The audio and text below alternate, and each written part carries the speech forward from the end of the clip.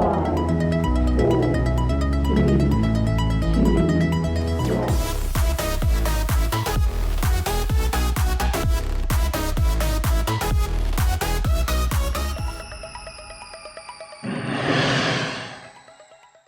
everybody. Welcome back to another episode of the Fitter and Faster Coaches Corner. As always, I am your host, Mike Murray. Today, we have a special episode. Pleased to have the Director of High Performance for Fitter and Faster, Dr. Josh White, here with us. Josh, today we're going to be talking about a new line of camps that we're so excited that Fitter and Faster is going to produce over the next couple weeks into September. Really excited about this. This has been a project that the staff has been working on for a long time. Tell us, why did Fitter and Faster want to offer these college prep camps? Well, we're really excited to offer these camps because I think what we want to do is help bridge that gap of college information, not just from a swimming perspective. Obviously, that's the primary background, but how do you start your college search, right? There are 1,200 colleges and universities in the United States. And starting to figure out, hey, what am I looking for so that I can be proactive in that approach is really important. So it starts with that idea of what am I looking for out of a school? And then what am I looking for out of a program? There's so many different levels of college swimming that we don't hear about every day. We hear about Division I NCAA swimming. It's exciting, it's fast, it's incredible. But there's a place in college swimming for so many people. We've got the different divisions of the NCAA, Division II, Division III. We've got the NAIA. We've got the NJCAA. We've got the CCCAA. And even college club swimming has become much more popular recently. It's more organized. It's run through Masters Swimming. It's becoming a really competitive opportunity as well.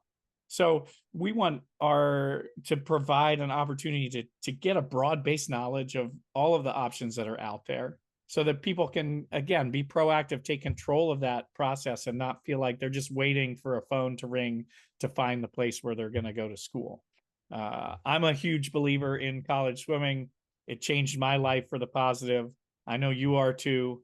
I think there's so many people who've been positively impacted by their swimming experience in college, by their coaches, by the structure it gives them, by the things that they learn in terms of life lessons while they're going through that formative time. And we want to make sure that everybody can find a place who wants to have that experience. No doubt about it, Josh. And you talked about how it was life-changing for you. I think it's important, and you mentioned it, that there is a place for everybody to go and swim. I was just talking with one of my former athletes, and I asked them if they were going to continue swimming in college, and she said, I'm going to swim club. And one of the things that I love about Fitter and Faster is that we're able to really inspire kids to understand that swimming is a lifelong sport, and you can have a great experience swimming on your college club team. And as you mentioned, that meet's actually getting pretty fast. Yeah, it's fun to look at it. And one of the things that we do in the camp is go through what do each of those levels look like competitively, not just the very top end, but as you go down through to see, hey, where might you actually fit in, and have that be part of your decision-making tool as well. Because some of us do well coming in and working our way up. Some of us want to be meaningfully impacting the team immediately. And so it's just having that information and that starting point. It's hard information to find at times, and getting that information is really important. And then the other aspect being that, you know, if you're a club coach and you have these athletes, as you said, working with them, sometimes you have the knowledge, sometimes you don't. Sometimes you have the time and sometimes you don't, right? To be able to work with each of your athletes individually to guide them through that process can be really time consuming and maybe take away from your primary responsibilities. And so we want to help kind of ease that burden a little bit with the introductory information.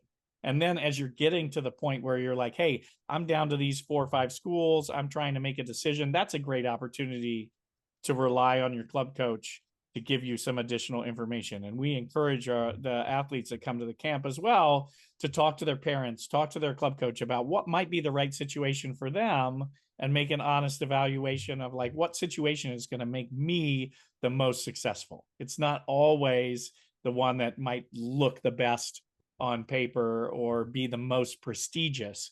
What you want to look for is something that's the right fit for you, that's going to help you unlock your potential. It's such a great response, and it fits right into this segue because I did want to talk about two of my daughters, one of whom swam at the NCAA Division I level at NC State, and one of whom swam at the NCAA Division III level at Denison. And their two experiences were extraordinarily similar. Just because one was at Division I and one was at Division III, the experience they had as far as their teammates, their roommates, everything that they did together was extraordinarily similar, even though one was Division I and one was Division III. And I think a lot of times parents and athletes get caught up in that. What do you have to tell parents about that? Yeah, I mean exactly what you said, which is there are great opportunities and experiences out there no matter the competitive level. And I think finding the right fit and looking for a place where your athlete feels comfortable, feels understood and valued, and just meshes well, right? There's a variety of different coaches, a variety of different training systems, and understanding which of these things are priorities for you in making a decision and which don't really matter a lot, right? We'll work with some athletes that, hey, this is how I've grown up training and this is how I want to train through college, and that's okay. Then you got to look for a program that trains that way. And others might say, hey, this is how I've grown up training, but I'm open to doing anything in college. And then they're going to have more options, and either one is fine, right? Similar with motivational experiences with coaches, right? I had athletes when I was a coach who were like, I need you to be harder on me, you know, and that wasn't necessarily just my personality.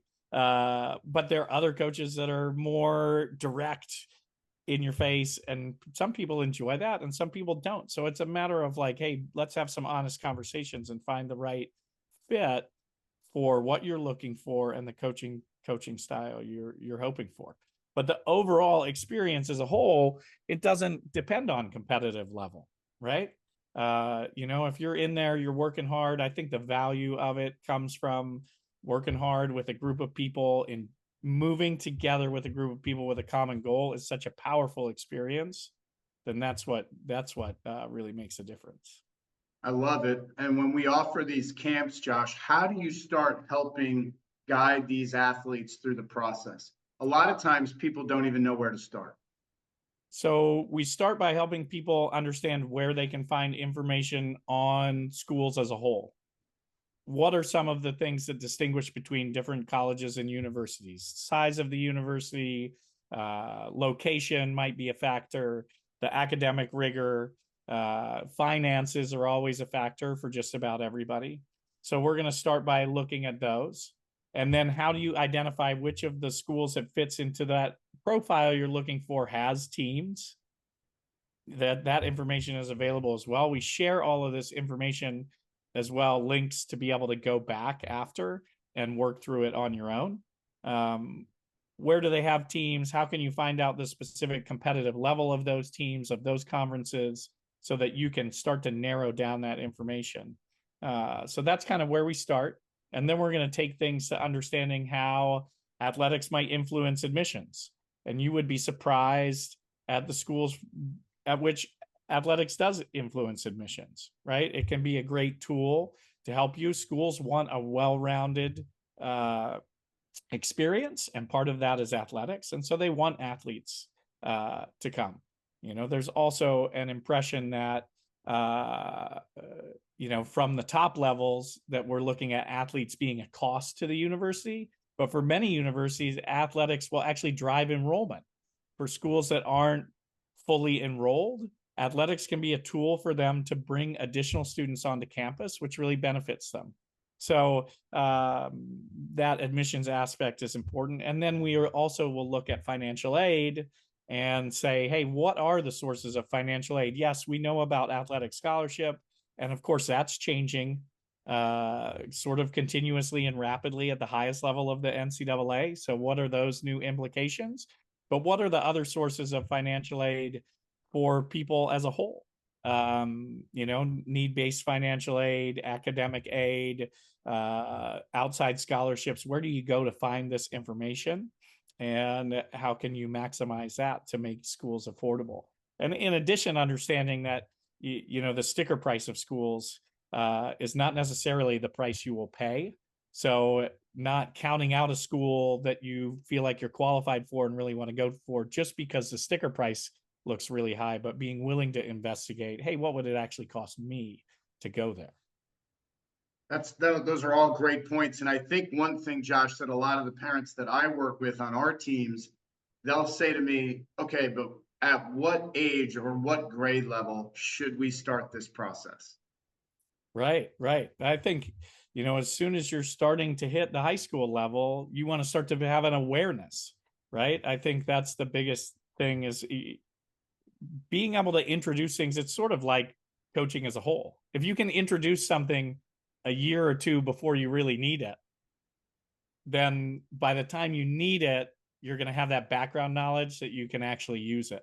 And so I think for the athletes starting to get an awareness of, hey, what schools are out there before they're in that actual college search process starting in their junior, senior year, really helps them to just broaden that knowledge. So we open the camps to as early as 8th grade so that people can come in, start to look around and have an idea. Maybe I follow the Division III NCAA championships next year when I wouldn't have otherwise. Maybe that opens me to schools I've never heard of before.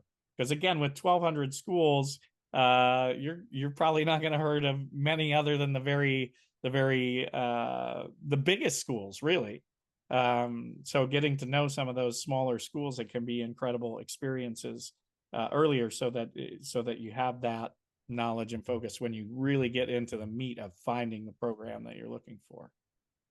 Absolutely. And Josh, a lot of the times when athletes start thinking about the recruiting process, they get into their junior summer and all of a sudden they reach the date where coaches are allowed to contact them, and they come to practice the next day and they say, Coach Murray, I haven't heard from anybody. I'm worried. What do you have to say to athletes who are in that position? I was certainly in that position the summer going into my senior year. Rules have obviously changed in the last 25 years, but what advice do you have to give to parents whose athletes are going to them or going to their coaches and saying, I haven't heard from anybody yet? Yeah, I think the first is that coaches, in order to get in touch with you, have to have your contact information, right? So how do you get your contact information to a coach so if they want to call you, they can call you, right? And removing any barriers that they may have, because coaches are busy people. They're recruiting, yes, but they're also managing their teams, working with the athletes that are there. And so their time is stretched. So if you can remove any of those barriers so they have your contact information. Coaches also want to know that you're interested in their program, right? Because if they call lots of people who've never expressed interest, then they're going to hear more no's than yeses, and they're going to spend a lot of time talking to people who aren't interested. They want to know that you're interested in their program. So being able to express that interest is really going to improve your opportunity of getting a call. So what do you do before that date to set it up so that you get calls from the schools that you want to? And then also understanding that, hey, the earlier start to recruiting has impacted the very top level of the sport. People that are known to be at the highest echelon, but it has kind of negatively impacted people who are, or maybe not negatively impacted, but it hasn't changed the process as much for people who aren't at that very, very highest level, because they're going to continue to develop, and knowing which school is the best fit for them may change over that year between junior summer, senior summer. So understanding that first day of recruiting is not an end all be all. And then it's almost just more hectic because college coaches are concerned that you might think they're not interested if they don't call you on the first day. But it can be a much longer process. A lot of the Division II, Division III schools are still more senior year focused. Even though they may reach out earlier, you might not see visits happening until fall of senior year as opposed to fall of junior year, because they want to wait and see who develops into the swimmers that they're looking for. That's such great advice. And I think, there's a misconception out there that, coach so-and-so from school XYZ is going to come to your practice. You're going to come to watch you meet. They may do that sometimes with those 5 or 6 athletes who are game changers at the highest level. But for the most part, you have to put the onus on the student athlete to contact these schools. Absolutely. And no matter what, you shouldn't determine where you want to go based on how much attention you get. Right? I think that's a common error that athletes make. Yes, it's flattering to get a lot of attention from a coach, but you should be making the decision based on where you want to go, what's the best fit for you, as you said, driving the process, as opposed to feeling like, hey, if someone shows me a lot of attention, they must really want me, and so that's where I'm gonna go. Yeah, no doubt about it. And when you talk to prospective student athletes and their families as we start to get into these camps, how important is it for you to convey that message that these athletes really have to have an idea of what they want to get out of the college swimming experience? Yeah, I think that's the hardest part in many respects, right? Is deciding what you want. And that, again, is why starting the process a little bit earlier makes sense, because it gives you some time to refine those thoughts. The things that we maybe think initially may change as we start to go through the process, or as we start to look at things. And broadening your knowledge of what's available helps you understand, oh, this really is what I'm looking for, or maybe I thought I was interested in one thing, but I'm actually interested in something else. And I think that's a really important part of the process, is sitting down, taking the time to think about what your priorities really are, deciding what you're looking for out of the experience.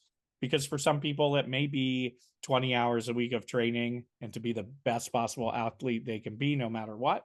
For some, they may be looking for less of a time investment. And maybe that college club route is a great opportunity for them to continue to be in the sport without having that same level of time commitment. Sure, absolutely. Thank you. I'll edit that part. We've got a whole new roster of athletes coming into school today from outside. So, but we can edit this. That's the beauty of recorded. But no, that's it. And then I'll start up again. Let's see.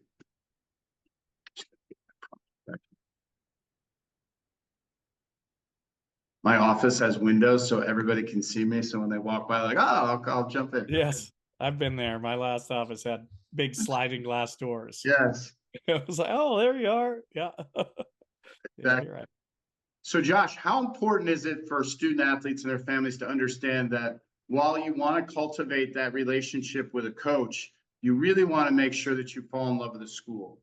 For a lot of coaches, their careers can take different paths. So a coach might not be there for all 4 of your years. So when I talk to families and I get a lot of responses that they connected with the coach, they really enjoy the coach. If I don't know that coach really well, I always tell them to caution and make sure it's the school that you fall in love with. Yeah, absolutely. I think you want to have a healthy balance of both, right? Because the coaching profession, it's not a guarantee that the coach that recruits you will be there throughout your entire time. You want to make sure that you love the school as well. You also do. It is also an important thing to enjoy the coach, but you definitely need a balance of the two. Absolutely. Now we can get into the fun stuff, Josh. So in addition to all of this great information that we're going to make available to parents and that we're going to have Q&A on, talk about what we're going to do in water as far as the skills that we can go over in the college prep camp. Yeah, so what we want to do is start to give some instruction in some of those more advanced skills that are going to be a level of expectation that they have in college. One is to do some relay start work. Yeah. Not as often something you have the opportunity to practice at the club level. Some clubs do, but a lot of clubs, it's very time inefficient and space inefficient to practice those relay starts. It's not a huge portion of the club experience, but it is a big part of the college experience. So getting some experience working on relay starts, learning different techniques working on some crossover turns, working on some race analysis. So you have a real idea of what you're doing in your races and how to analyze them, how to figure out how to get better on your own. And then we're also offering a great training session as well. One, because if you're considering college, you're probably interested in getting a good training session in over the weekend while you're at camp, but also to help you understand, again, depending on the club team or the high school team that you train on, you may have more or less freedom, but a lot of college practices have quite a bit of freedom. You have to really take ownership of what you're doing, understand what you need to do, how to do it for yourself. And there's a pace to it that can sometimes be a little bit different than a high school or club practice. So getting some experience in all of those aspects and really learning some of those in-water skills and keeping things interesting as well, because I think sitting in a classroom hearing about a college search all day is not something that any high school student is probably looking for, but getting that nice mix of the two really can keep things interesting and allow them to absorb that information about the college search process a little bit better. What I'm so excited for with these camps is the ability for these athletes to work with you on race analysis. I mean, you're world class when it comes to race analysis. Talk about why that's an important aspect of the camp. And it's really something that not a lot of athletes, I would say, at both the club and scholastic level, have an opportunity to do it with the breadth and the depth that a lot of college programs do. So talk about what that looks like. Yeah, so we'll go over taking your tempo or your rate, looking at stroke count, looking at your underwater kick count, putting all of those types of thing and your splits and putting all those together to understand, hey, where are the strengths and weaknesses of my race? And then how can I take them and translate them into what I'm doing in the pool? And we'll actually do a session in the pool looking at, hey, how can I modify my rate and my stroke count to be either the most efficient if it's a longer race or the fastest if it's a shorter race. And those middle distance races are really the ones where you get the most out of it because you have that in between. Hey, I got to balance efficiency and speed and find that right zone that's going to allow me to swim my race to the best of my abilities. And then we'll give the athletes tools to take home with them. I think there's something that we always try to do at Fitter and Faster with our camps is, hey, you're going to come, you're going to learn something, but how do you take this back and get the repetition you need to be the best you can be? Because it takes two things to improve, right? It takes the knowledge and the skill, and then it takes repetition, right? And you have to have an understanding of how can I take this information I learned and go back and go home and after my next race, do the race analysis, look at it, put it in a spreadsheet or on a piece of paper, compare it to the time before. How was I better? Where was I worse? What can I work on next time? When I'm in practice, if I decide that, hey, my backstroke rate wasn't as fast as I wanted it to be, or maybe I look and I find out that my rate started out really well at the beginning of a long course 50 and it fell in the last 15 meters. And that's why I'm getting passed by people at the end of the race. Now I can take that into practice and have that understanding and say, I'm going to work on this throughout my practice, regardless of the structure of practice. It doesn't have to be a practice specifically structured for that. Having that knowledge allows you to put it into practice in the context of the set that you're working on. Hey, I'm working on race pace in practice. I know I need to get my tempo up in backstroke. So I'm going to work on that. I might ask my coach, hey, can you check my rate and see if I'm up at the race pace that I'm looking for? And so again, it really empowers the athlete and allows them to take ownership of their results. And as we know at any level, the athletes that end up being the most successful are the ones that have taken ownership of the results for themselves, right? What an opportunity for these athletes. And one of the most innovative things perhaps about these camps, Josh, is that we're involving parents in the camp. What are the parents going to gain from attending these camps? Yeah, I think that balance of athlete and parent as they go through the college search process is really important, and understanding what they're looking for, how they want to define their role. Because if we go in with an undefined role, we often make mistakes. And this is a process that most parents go through Well, there's certainly, it's the first time they go through it is a really meaningful time, and they may only go through it once, maybe twice, occasionally more than that. But they don't have experience going through it, and we learn so much by the experience, of course. But if we can go learn that experience from someone else of how do I define that role? What do I want my role to be? How do I understand when I need to stick with that role or when I need to parent uh, from a perspective of helping them make the choices they need to make. And so in addition to just being able to answer those sort of logistical questions of where to find the information they need, what does financial aid look like, where can they get an idea of how much a school will actually cost them, it's also about, hey, how can I work with my athlete to make this a positive experience that's not filled with conflict and angst, but is one where we're working together to help make the right choice, and being clear in communication, both of those roles. What are some of the boundaries that we have that, what's really important to you as a parent for your athlete? It's so important. And you and I know as parents of young kids, we have so much information that it's relatively easy sometimes for me or for Nikki to, try to take control of a certain situation instead of letting our kids lead the way. And I think it's important for parents, to keep some structure, but, let your kids kind of lead the way in what they're interested in, because ultimately, it's going to be their experience, right? As much as we also want it to be our experience as parents, and sometimes we have a tendency to live vicariously, how important is it for parents to understand that it has to be athlete driven? Right, absolutely. And that, the recruiting process as well in interactions with coaches, the parents make a big difference, right? Understanding where the parents come from, what the parents are looking for, but also the level of involvement the parents have will impact college coaches and their impression of the athletes. So it's important to be mindful of the impression that you're making, and it is hard, right? There's always a joke, I think, on just about every college campus that when parents come to drop their kids off at college, it's hard to get them to leave because they would wish they could go through it again, right? They are living vicariously and they wish they could keep going, but that the kids are ready for their parents to take off so that they can start the experience themselves.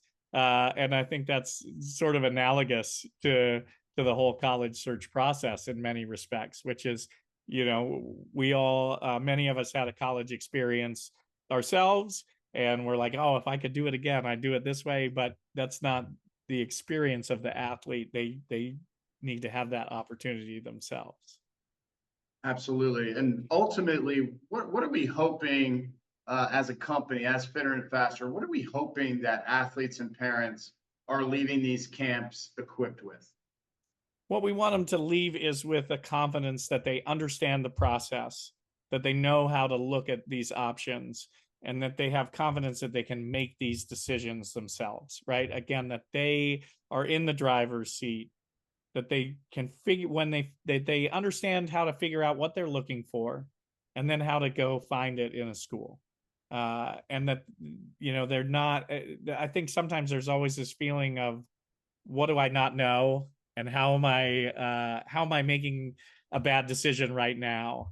And sometimes that's hard because, the people you're interacting with often in this process are coaches who you could perceive as having something to gain at your expense, right? Which they don't, right? I think the vast majority of college coaches, again, they want you to find a great fit because their life is going to be better, their team is going to be better if they get a great fit so that your athlete is having a great experience. But there can be that little twinge in the back of their mind of what am I missing here? So we want them to have that real confidence to go in and understand, hey, I know all of the process, I'm ready to get started, I'm ready to narrow my choices down and be in charge of the process. I love it. I'm so looking forward to these camps launching in the next couple of weeks, and I can't wait to hear the parent feedback. All right, Dr. Josh White, you've coached Olympic medalists, countless NCAA All-Americans. You've been a part of the national championship team. What was your favorite Olympic swimming moment at these games? Oh, well, it had to be Bobby Fink's world record, right? That was my favorite. I loved seeing how Bobby adapted to be the best he could be, and the confidence that he showed by saying, hey, if other people aren't going to go out for this, I'm going to go out for this. I know that I'm the best, and I'm just going to go out and win this race from the beginning. It was really inspirational, and loved seeing that confidence. That's a hard thing to do. So that was my favorite, and maybe more because it was near the end, so it was a lasting impression.